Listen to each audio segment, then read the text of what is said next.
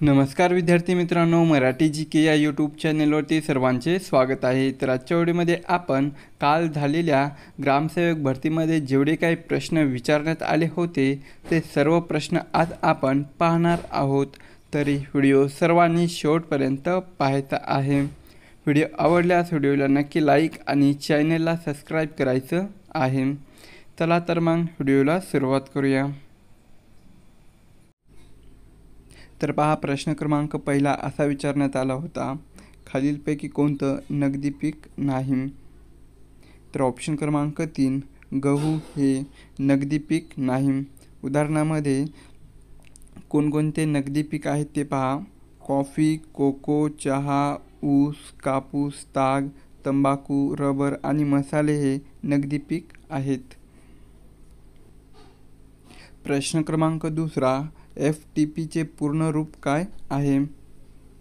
तर ऑप्शन क्रमांक 4, FTPचे पूर्ण रूप हे फाईल ट्रान्सफॉर्मर प्रोटोकॉल हे FTPचे पूर्ण रूप आहे। प्रश्न क्रमांक तिसरा, महात्मा गांधी आणि बाबासाहेब आंबेडकर यांच्यात पुणे करार कधी झाला? तर ऑप्शन क्रमांक 2, सन 1932 मध्ये महात्मा गांधी आणि बाबासाहेब आंबेडकर यांच्यामध्ये पुणे करार झाला। प्रश्न क्रमांक 5, आनंदवन आश्रमाची स्थापना पुढीलपैकी कोणी केली? तर ऑप्शन क्रमांक 1, बाबा आमटे यांनी आनंदवन या आश्रमाची स्थापना केली। प्रश्न क्रमांक 6, भारतीय राज्याच्या राज्यपालाची नियुक्ती कोण करतो? तर ऑप्शन क्रमांक 1, राष्ट्रपती हा भारतीय राज्याच्या राज्यपालाची नियुक्ती करतो। प्रश्न क्रमांक 7, कडधान्य या उत्पादनामध्ये जगात सर्वाधिक पुढे कोणता देश आहे? तर ऑप्शन क्रमांक 1, भारत हा देश कडधान्य या उत्पादनामध्ये जगात सर्वाधिक पुढे देश आहे। प्रश्न क्रमांक 9, गुजरातमधील कोणत्या नृत्य प्रकाराचा समावेश हा युनेस्कोच्या यादीमध्ये झालेला आहे? तर ऑप्शन क्रमांक 2, गुजरातमधील गरबा या नृत्य प्रकाराचा समावेश हा युनेस्कोच्या यादीमध्ये झालेला आहे। प्रश्न क्रमांक 10, गणपतीपुळे हे खालीलपैकी कोणत्या जिल्ह्यामध्ये आहे? तर ऑप्शन क्रमांक 4, गणपतीपुळे हे रत्नागिरी या जिल्ह्यामध्ये आहे। प्रश्न क्रमांक 11, करडी क्रांती ही खालीलपैकी कोणत्या क्षेत्राशी संबंधित आहे? तर ऑप्शन क्रमांक 2, खते उत्पादन या क्षेत्राशी करडी क्रांती ही संबंधित आहे। प्रश्न क्रमांक 12, भारतातील कोणत्या राज्यामध्ये कडधान्याचे उत्पादन हे सर्वात जास्त होते?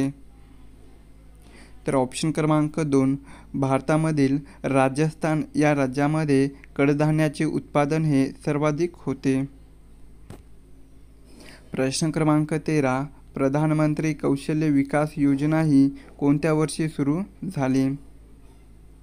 तर ऑप्शन क्रमांक 4, 2015 या वर्षी प्रधानमंत्री कौशल्य विकास योजना ही सुरू झाली। प्रश्न क्रमांक 14, रश्मी शुक्ला या सध्या कोणत्या पोस्टवर आहेत? तर ऑप्शन क्रमांक 3, रश्मी शुक्ला या सध्या पोलीस महानिरीक्षक या पोस्टवर आहेत। प्रश्न क्रमांक 15, दुग्धज्वर हा रोग कोणत्या खनिजाच्या कमतरतेमुळे होतो? तर ऑप्शन क्रमांक 3, कॅल्शियम या खनिजाच्या कमतरतेमुळे दुग्धज्वर हा रोग होतो। प्रश्न क्रमांक 16, ग्रामीण पतपुरवठामधील शिखर संस्था खालीलपैकी कोणती आहे? तर ऑप्शन क्रमांक 1, नाबार्ड ही ग्रामीण पतपुरवठामधील सर्वोच्च शिखर संस्था आहे। प्रश्न क्रमांक 17, जिल्हा परिषदेचा अध्यक्ष खालीलपैकी कोण असतो? तर ऑप्शन क्रमांक 1, उपमुख्य कार्यकारी अधिकारी हा जिल्हा परिषदेचा अध्यक्ष असतो। प्रश्न क्रमांक 18. खालीलपैकी कशास संगणकाचा मेंदू असे म्हटले जाते? तर ऑप्शन क्रमांक 3. CPU यांना संगणकाचा मेंदू असे म्हटले जाते. प्रश्न क्रमांक 19. जिल्हा परिषद स्थायी समितीचा अध्यक्ष कोण असतो? तर ऑप्शन क्रमांक 1. अध्यक्ष जिल्हा परिषद हा जिल्हा परिषद स्थायी समितीचा अध्यक्ष असतो. प्रश्न क्रमांक 20. महाराष्ट्रातील हरिश्चंद्रगड मंदिर हे ठिकाण कोणत्या जिल्ह्यामध्ये आहे? तर ऑप्शन क्रमांक 2. अहमदनगर या जिल्ह्यामध्ये महाराष्ट्रातील हरिश्चंद्रगड हे ठिकाण आहे. प्रश्न क्रमांक 21. महात्मा गांधीजींनी हरिजन सेवा संघाची स्थापना केव्हा केली? तर ऑप्शन क्रमांक 1. सन 1932 या वर्षी महात्मा गांधींनी हरिजन सेवक संघाची स्थापना केली. प्रश्न क्रमांक 22. एका वेबसाईटवरून दुसऱ्या वेबसाईटवर जाणे म्हणजेच टिंबटिंब होय. तर ऑप्शन क्रमांक 3. एका वेबसाईटवरून दुसऱ्या वेबसाईटवर जाणे म्हणजेच ऑप्शन क्रमांक 3 हायपरलिंकिंग असे म्हणतात. प्रश्न क्रमांक 23. नगरपालिकेचा कचरा दळणे व भरडणे याला टिंबटिंब असे म्हणतात. तर ऑप्शन क्रमांक 4. नगरपालिकेचा कचरा दळणे व भरडणे याला घनकचरा प्रक्रिया असे म्हणतात. प्रश्न क्रमांक 24. राष्ट्रीय नौदल दिन हा कोणत्या दिवशी साजरा केला जातो? तर ऑप्शन क्रमांक 1. 5 डिसेंबर या दिवशी राष्ट्रीय नौदल दिन हा साजरा केला जातो. प्रश्न क्रमांक 25. पंतप्रधान जीवन ज्योती योजना वयाची अट किती आहे? तर ऑप्शन क्रमांक 3. पंतप्रधान जीवन ज्योती योजना या योजनेची वयाची अट ही ऑप्शन क्रमांक 3 18 ते 50 इतकी आहे. प्रश्न क्रमांक 26. राज्यघटनेतील कलम 47 हे कशाशी संबंधित आहे?